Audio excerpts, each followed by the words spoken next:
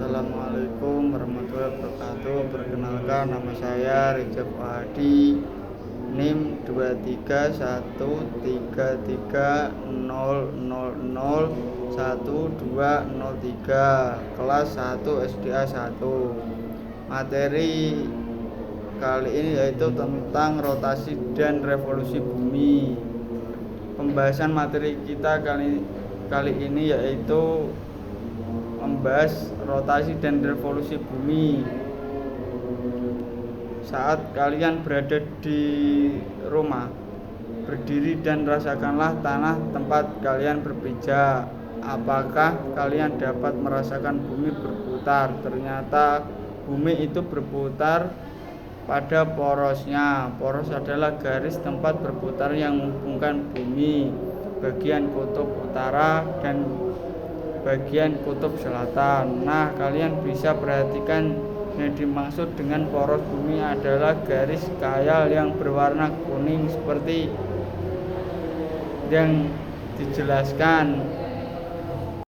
Assalamualaikum warahmatullahi wabarakatuh. Perkenalkan, nama saya Reza Fuadi, NIM 23130001203. Saya dari program studi PGSD kelas 1 SDA 1.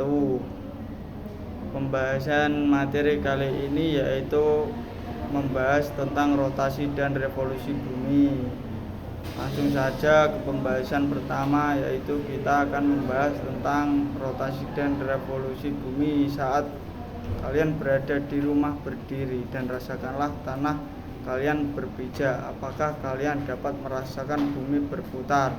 Ternyata bumi itu berputar. Bumi berputar pada porosnya. Poros adalah garis tempat bumi berputar yang menghubungkan bumi bagian kutub utara dan bumi bagian kutub selatan. Nah, kalian bisa jelaskan adalah bagian garis khayal yang menghubungkan kutub utara dan kutub selatan berputar pada porosnya atau putaran bumi pada porosnya itu disebut dengan rotasi bumi. Satu kali putaran bumi pada porosnya disebut dengan kala rotasi. Satu kala rotasi bumi yaitu memerlukan waktu 23 jam 56 menit 4 detik atau bisa kita bulatkan menjadi 24 jam atau 1 hari, sehingga dapat disimpulkan bumi melakukan rotasi memerlukan waktu 24 jam atau 1 hari. Lalu apakah ada akibat dan rotasi bumi? Tentu ada akibatnya. Pertama, yaitu terjadinya malam. Bumi berputar atau berotasi pada porosnya yang mengakibatkan bagian yang menghadap matahari selalu berubah bagian bumi yang menghadap matahari menjadi terang. Saat itu bumi mengalami waktu siang, sedangkan bagian yang membelakangi matahari menjadi gelap.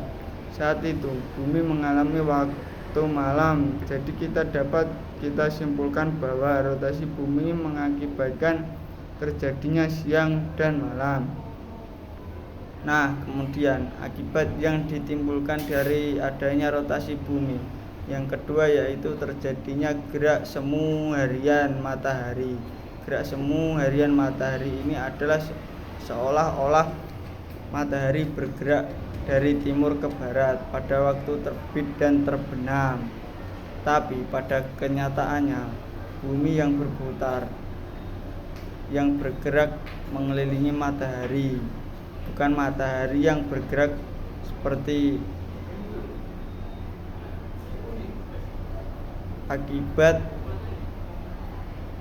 terjadinya perbedaan waktu untuk di Indonesia. Pembagian waktu ini dibedakan menjadi 3, yaitu pertama waktu Indonesia Barat atau WIB, kemudian yang kedua yaitu waktu Indonesia Tengah atau WITA, dan waktu Indonesia Timur atau WITH. Perbedaan waktu ini ditentukan menggunakan garis bujur. Garis bujur adalah posisi timur atau barat suatu tempat di permukaan bumi Indonesia terletak pada 6 derajat lintang utara sampai 11 derajat lintang selatan dan 95 derajat bujur timur sampai 141 derajat bujur timur. Sebagai patokan waktu dunia adalah bujur 0 yang ditetapkan di kota Greenwich, Inggris sebagai bujur pangkal 0 derajat, dikenal sebagai Greenwich Mean Time atau GMT. Materi selanjutnya yaitu tentang revolusi bumi. Nah, bumi ini merupakan gambar dari revolusi bumi, di mana revolusi bumi merupakan putaran bumi mengelilingi matahari.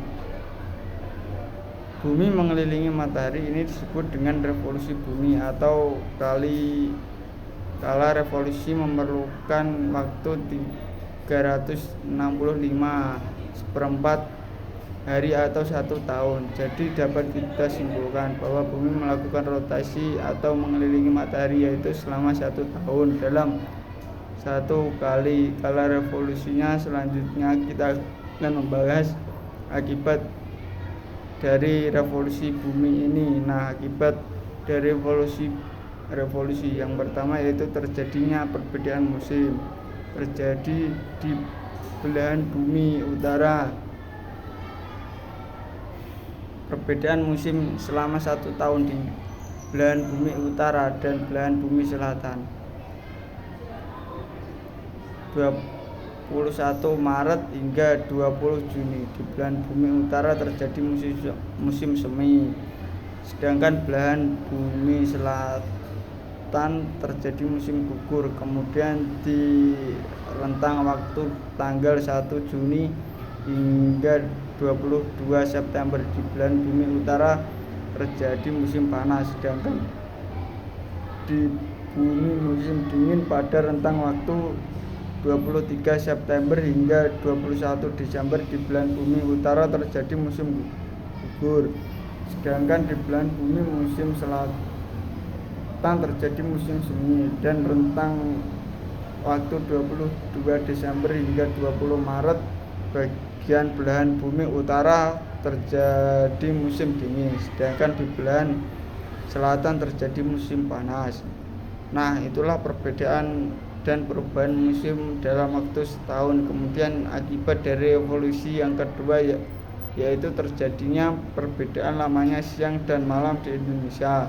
Seperti yang kita ketahui bahwa panjang waktu siang hari relatif selama waktu panjang malam hari yaitu masing-masing 12 jam. Sementara itu belahan bumi utara dan selatan panjang siang dan malam selalu berubah pada setiap musimnya.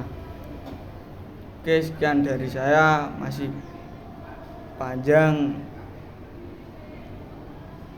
pembahasannya, jadi saya hanya menggunakan waktu 7 menit untuk menjelaskan. Mohon maaf jika ada salah kata atau gugup. Terima kasih. Assalamualaikum warahmatullahi wabarakatuh.